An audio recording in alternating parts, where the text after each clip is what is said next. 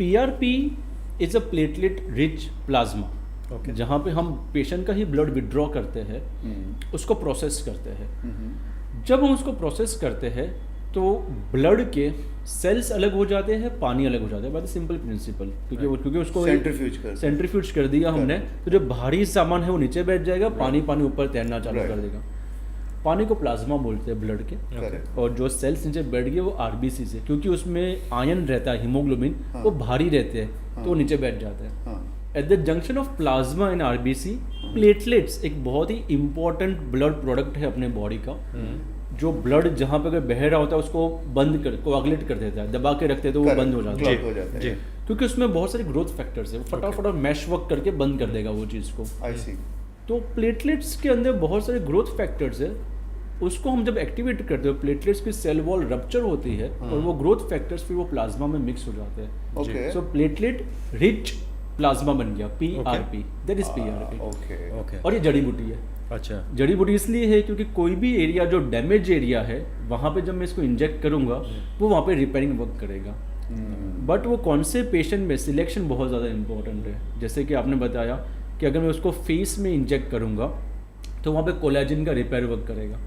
अगर मैं बालों के बाजू में डालूंगा, उसको इंजेक्ट करूँगा, तो वो हेयर फॉलिकल को स्टिमुलेट करेगा, वहाँ का माइक्रो इन्फ्लेमेशन को स्टेबलाइज करेगा। अगर कोई क्रॉनिक अल्सर है जो हील नहीं हो रहा है, मैं जब वहाँ पे इंजेक्ट करूँगा तो वहाँ पे वो एक्टिविटी चालू करके वापस से सिपाही को बुला के रिपेयरिंग चालू करेगा करके। अगर कभी कभी इनफर्टिलिटी के टाइम पे यूट्रस में भी इसको डाला गया है, यूट्रस को मोर रिसेप्टिव बनाने के लिए, एक ओवम जब आता है उसके लिए, तो जहाँ पे भी ये रिपेयरिंग वर्क एक स्टेगनेंसी पे पहुंच गया है वहाँ पे PRP काम में आता है। अब यही सेम चीज़ को ग्रोथ फैक्टर कॉन्सेंट्रेट, ये यही चीज़ है PRP, उसका एक हायर वर्जन है जहाँ पे प्लेटलेट की सेल वॉल भी निकल जाती है और सारे ग्रोथ फैक्टर उसमें कॉन्सेंट्रेट हो जाते हैं करके, वो GFC हो गया। उसके लिए कुछ केमिकल्स पहले से डाले हुए रहते हैं, उसका प्रोसेसिंग थोड़ा अलग है, बट उसमें जो पूरा प्लाज्मा मिलता है वो GFC से रिच रहता है। That is a growth factor concentrate हो गया। तो कहीं ना कहीं फंडा सेम ही है, कितने उसमें ग्रोथ फैक्टर से वो वेरी करते हैं दोनों के नीचे। और I think it all depends on कि पेशेंट कैसा है, उसके ऊपर होगा कि PRP वाले GFC कर सके या ना कर सके। मोर देन दैट, जैसे मैं अपने कंसल्टेंट राजीव वही बताता हूँ कि ये प्रोसीजर है, इसका प्रोज एंड कॉन्स ये है, इसका सक्सेस रेट ये है। तो सपोज एक पेशेंट मेरे पास आ रहे हैं जिसका 4 PRP के सेशंस हो चुके हैं, लेकिन फिर भी एक स्टेगनेंसी आ गई कि उसको अभी और ग्रोथ चाहिए, एंड दैट सामने से आज के सर PRP के बाद क्या, नेक्स्ट क्या है, हेयर ट्रांसप्लांट नहीं करवाना है, but what is next, that's where the role of GFC will come. और देयर आर सर्टेन पेशेंट वो बोलते हैं सर जो बेस्ट है वो करो, अगर आपको लगता है GFC बेटर है PRP से, अब GFC से चालू करो, है ना। तो ये वेरी भी करता है कि कौन से पेशेंट को क्या रिक्वायरमेंट है, उसके पास कितना पैसा है उस चीज़ के लिए इन्वेस्ट करने के लिए, है ना। अननेसेसरली एक्सपेंसिव ट्रीटमेंट जब उसको उतना उसके पास फाइनेंसेस ही नहीं है, वो देना भी सही बात नहीं है। एब्सोल्युटली, वो देना भी, तो स्टेप बाय स्टेप अगर अप्रोच करते हैं तो it's a very treatable problem, और काफ़ी अच्छे से उसको हम सेटल कर सकते हैं अगर दूसरे जेनेटिक फैक्टर्स बहुत स्ट्रांग नहीं है तो। आई सी, okay. What is the success ratio in PRP and GFC? Yes. जिसको हेयर का रिजाइडिंग, yes. तो सक्सेस रेशियो नकुल उसमें ज़्यादा है जहाँ पे वो शाइनिंग स्कैल्प नहीं आया है। नाउ सपोज किसी को हेयरलाइन रिसाइड हो रही है और ये एंगल एकदम शाइन हो चुका है। हाँ जी, हाँ जी। अगर वो लोग मेरे पास वो करवाने आते हैं GFC and PRP for those angle, तो सक्सेस रेट शायद से 0 to 10% रहेगा, because going back to that funda कि सॉइल के लिए सीव्स ही नहीं बचे हैं, तो मैं क्या PRP से उसको बाहर निकालूंगा। देखो वही सेम पेशेंट मुझे बोलेगा कि सर इसको तो छोड़ दो, इधर की डेंसिटी को इम्प्रूव करना है, तो PRP का सक्सेस रेट अगर विटामिन थेरेपी और बाकी सब देंगे तो 70 to 80% है।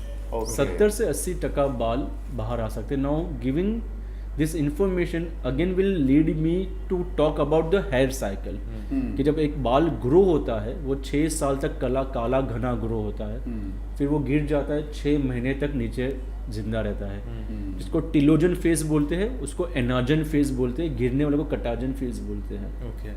सो PRP is basically investment in a telogen phase, जो हाइबरनेशन में जो सारे बाल है, फॉलिकल्स है, उसको हम अगर अच्छा सा न्यूट्रिशन देंगे, रिपेयर वर्क करके एनवायरनमेंट देंगे, तो जब वो बाहर आएंगे वो लंबे समय तक रहेंगे करके। Okay. तो ये सारी चीज़ें हैं for PRP.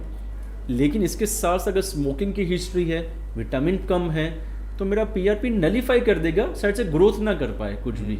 I see. So negative factors जो है उसको तो कंट्रोल करना ही करना है, तब जाके पॉजिटिव फैक्टर काम करेंगे। Right. जैसे कि एंजियोग्राफी, एंजियोप्लास्टी करने के बाद घी तेल तो नहीं ही खाना है। Right. अगर वो भी खाते रहोगे तो फिर Butter इसकी खा भी रहे हैं। इफेक्ट कमी हो जाएगी। Correct. तो आप कौन सी ट्रीटमेंट कौन से पेशेंट में दे रहे हो, ये ज़्यादा इंपॉर्टेंट है, रादर देन कितनी कितनी ट्रीटमेंट है आपके पास बालों के लिए। वो दिखाओ, चलो वो दिखाओ। लाइक यू सेड कि जितना शाइनिंग होगा उसमें इतना वर्क नहीं करेगा, तो फिर इसके लिए hair transplant. Hair transplant. Okay. So अगर मेरे पास सपोज कोई पेशेंट ऐसे कैबिन में आता है कि तो मेरा ये बहुत ही रूटीन है अगेन हाँ जी। कि ट्रीटमेंट फॉर बाल्डनेस 5 है मेरे पास। First is acceptance, accept yourself, है ना, कि भाई है इसका ये पॉसिबिलिटी है। आपको लगता है हाँ मैं सिर्फ सुनने आया था लेकिन मुझे ये सब डर वर लगता है इंजेक्शन से, तो कुछ मत करो, be happy with yourself, shave off कर दो, है ना। और किसी किसी की डिमांड बहुत ज़्यादा रहती है और डोनर साइड बहुत छोटा रहता है, जिसमें शायद से बायोलॉजिकली मैं कुछ भी ना कर पाऊँ, एकदम ही शाइनिंग ग्रेड 7 बाल्डनेस है, डोनर एरिया भी बहुत छोटा है, तो मैं हेयर ट्रांसप्लांट भी मैं कुछ अच्छा काम नहीं कर पाऊंगा, ना पीआरपी उसमें अच्छा काम करने वाली है, ना दवाई से कुछ बाल आने वाले हैं, क्योंकि उसकी सारी साइकिल एग्जॉस्ट हो चुकी है। So camouflage would be a better option, मतलब विग पहन लो, ओके, वैसे वाले, या एसएमपी होता है, स्कैल्प माइक्रो पिगमेंटेशन, जहाँ पे स्कैल्प के ऊपर डॉट डॉट डॉट करके टैटू कर देते हैं। Okay. दूर से वो लिखता है कि क्रू कट है, लेकिन जब पास में आके देखते हुए लगता है कि वो टैटू है पूरा पूरा। अच्छा। ओके, तो ये सारे उसके ऑप्शंस है। So first is acceptance, right. Second is lifestyle change, कि आप थोड़ा बहुत लाइफस्टाइल चेंज करोगे तो 1 साल के एंड में आपको 10-15% इंप्रूवमेंट आ सकता है। Okay. दैट्स इट, ज़्यादा नहीं आएगा। बराबर। ऐसा नहीं कि आप एक्सरसाइज करना चालू करोगे बाल आने चालू होने वाले हैं। correct. सो उसका एक सक्सेस रेट है।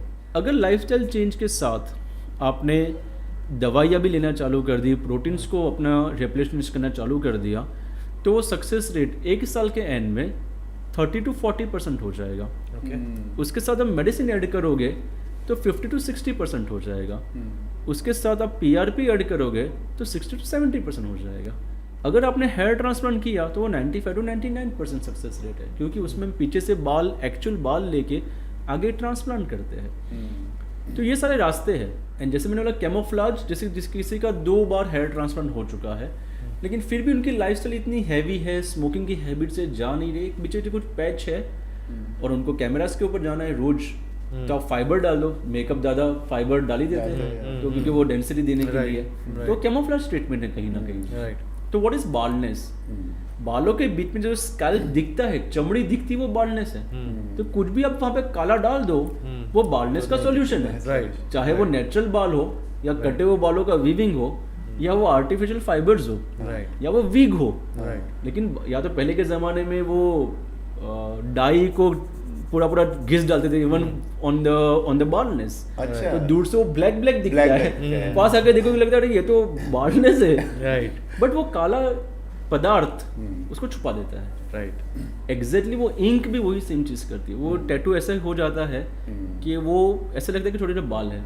Right. सो बाल्डनेस को ट्रीट करने के लिए या तो camouflage, lifestyle modification, medicines, PRP, hair transplant. अब कौन सा पेशेंट कहाँ पे फिक्स होता है ये समझना और पेशेंट को समझाना भी बहुत ज़रूरी है।